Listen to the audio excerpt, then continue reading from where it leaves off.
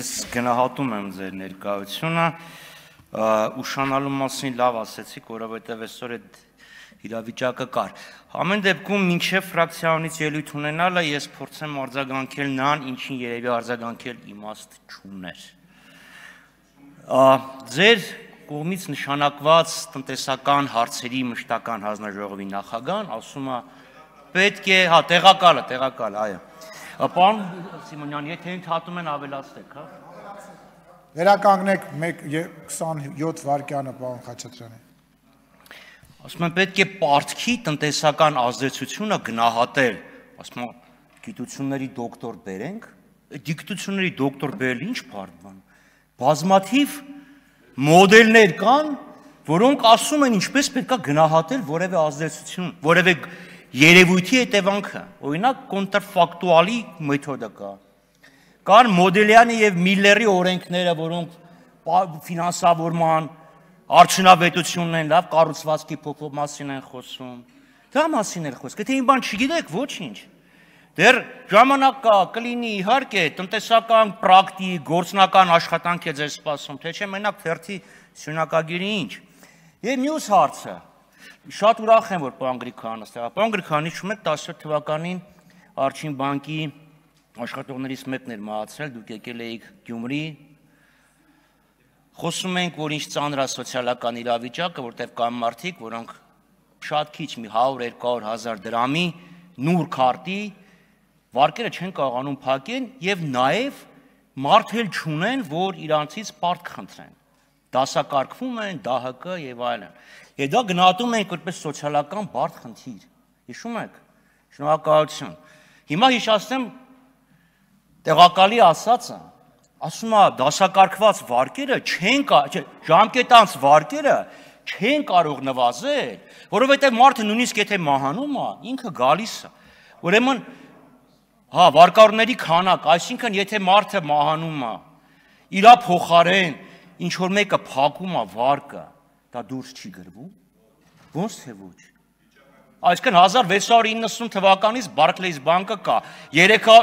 խնդրեմ էլի ավելացեք։ 335 տարի Barclays բանկը պարոն Խաչատրյանին։ 335 տարի Barclays բանկը պահում է, երևի մի 20 միլիոն վարկառու կա։ 20 միլիոն, ուրեմն ժամկետանց վարկառու կա։ Սպանիչ է։ Մյուսն էլ ասում է պետական վարկին պարտքի մասին է խոսում։ Հետո խոսում ես բանկերի պարտքերի մասին, ինչ կապ ունեն իրար հետ։ Այդ նույնը ոնց որ ասեմ ես ուտելուց հետո ծխում եմ, ասում եմ դու ինչ ես պրոտեինը նիկոտինի հետ համեմատում։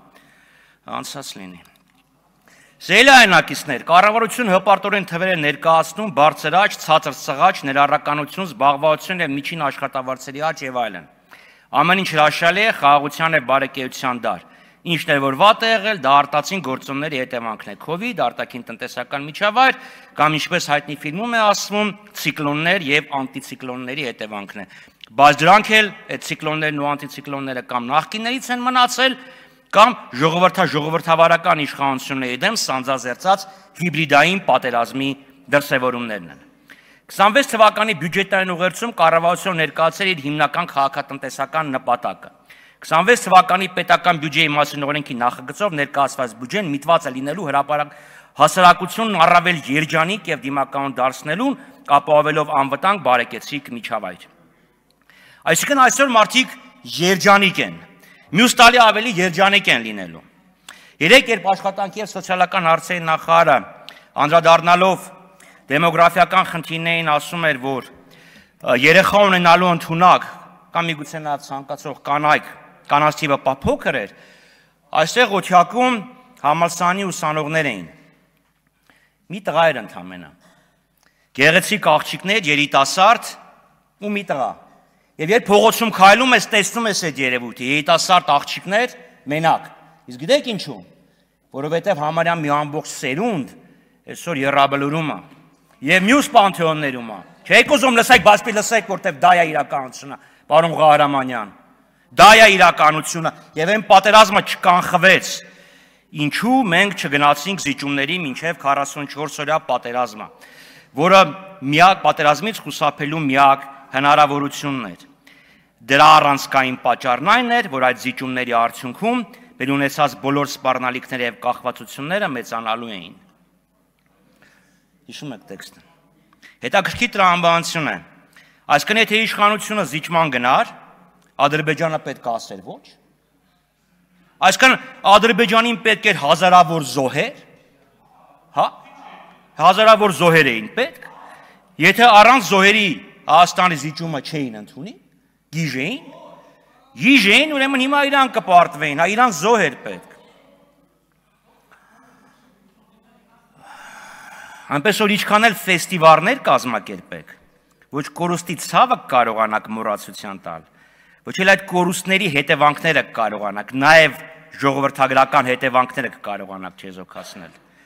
Իդեպ երջանկության խոսքով դուք եկաք իշխանության 18 թվականին, 18-ի դեկտեմբերին,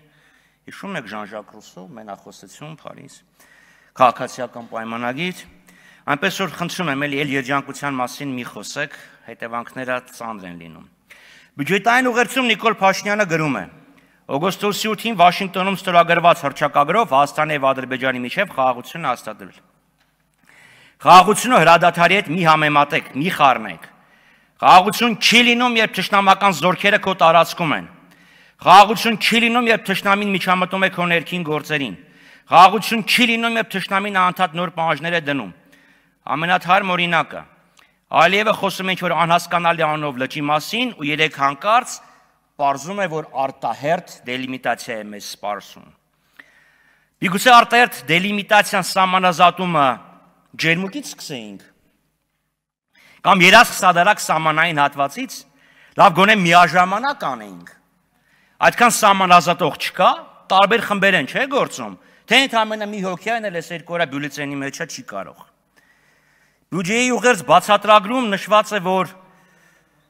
մեծ թվով կառուցվող եւ արդիականացվող ենթակառուցվածքներով զգալիորեն կնպաստեն տարածաշրջանի տնտեսական եւ մարդկային հոսքեր սպասարկելու կարողությունների բարձրացմանը։ Հայաստանի հարցերը լուծեցինք, հիմա անցանք արդեն տարածաշրջանին։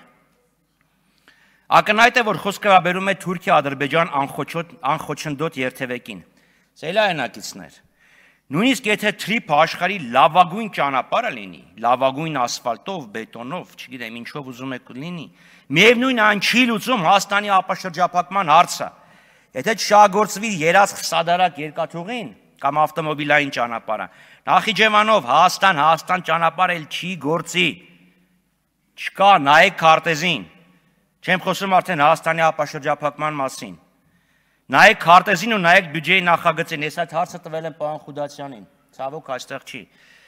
Երասխից մինչև սահման երկաթուղու շինարարության համար այս պահին այս բյուջեում ոչ մի լումա չի հատկացված։ Հատկացնեինք, առաջարկ եք ներկայացրել, պարոն Փաշինյան, հունվարի 8-ին դրա մասին խոսել եք։ Այդ պատասխանը կա իրանց։ Եվ վերջապես անդրադառնամ բյուջեի նախագծում արտացոլված Եվս մեկ խնդրին։ Իշխանությունները պնդում են, որ կշարունակեն Ղարաբաղից Հայաստանի Հանրապետություն բռնի տեղահանված անձանց կեցության, այդ թվում բնականային ապահովման եւ այլ ծախսեր հոգալու համար սոցիալական աջակցության ծրագիրը։ Ուշադիր, ոչ թե Արցախ, ոչ թե նույնիսկ Լեռնային Ղարաբաղ, այլ հենց Ղարաբաղ, միակ երկիրը եւ զույգը ավելի շուտ, որոնք այդ տոպոնիմն են օգտագործում։ Ադրբեջանն ու Թուրքիան են։ Ասում են կշարունակեն։ Իսկ միթե արցախցիներին տրամադրվող սոցիալական աջակցությունը բավարար էր հոգալու համար մեր տնավեր հայրենակիցների նվազագույն սոցիալական կարիքները։ Քանի տոկոսով է բնակապահովման ծրագրի իրականացել։ 1, 2, 3, 5, 10։ Շահառուների քանակը չնչին է։ Բնակապահովման ծրագրի դեր մի կողմ զբաղվածության ծրագիրը։ Հասկանում ենք, չէ՞, որ արցախցիների բռնի տեղահանված էթնիկ զտման ենթարկված արցախցիների շրջանակներում զբաղվածությունը շատ ավելի ցածր է, քան միջինը Հայաստանի Հանրապետությունում։ Այդ ծրագիրն է չի գործել։ Հիշեցնեմ Եվրոպայի խորհրդի դիսկրիմինացիայի դեմ հանձնաժողովի վերջին զեկույցը, որ Հայաստանի Հանրապետությունը չի կատարել իրենց ռեկոմենդացիան եւ արցախցիների դեմ դիսկրիմինացիան դեռ գոյություն ունի։ Այդ ինչ է կարել, որ հիմա էլ շարունակում եք։ Իսկ վերադարձի իրավունքը ընդհանրապես օրակարգից հանել եք։ ամփոփելով, սիրելի հայրենակիցներ, ես լիահույս եմ, որ սա այս իշխանությունների վերջին բյուջեն է։ Չնայած կազմված է այնպես, կարծես թե հենց հերթականը լինի։ 8 տարի վարչապետը ներկայացնում է բյուջե, էսա կանենք։ Դա ուրեմն Միացյալ Նահանգների նախագահի 2 ժամկետ էր, բայց ինչևէ, այս բյուջեն, որը ներկայացված է, ունակ չէ լուծելու մեր ոչ պաշտպանական խնդիրները, եւ իդեպ պաշտպանունակ, մարտունակ, դրան չանդրադառնանք, խոսել ենք արդեն։ Չի կարող տնտեսական առաջընթաց ապահովի, դրա մասին էլ ժամանակը սպառվեց։ խոսել։ Հաջորդ ելույթի համար քաղաքացիական պայմանագիր խմբակցության ղեկավար Հայկ Կոնջարյան համետ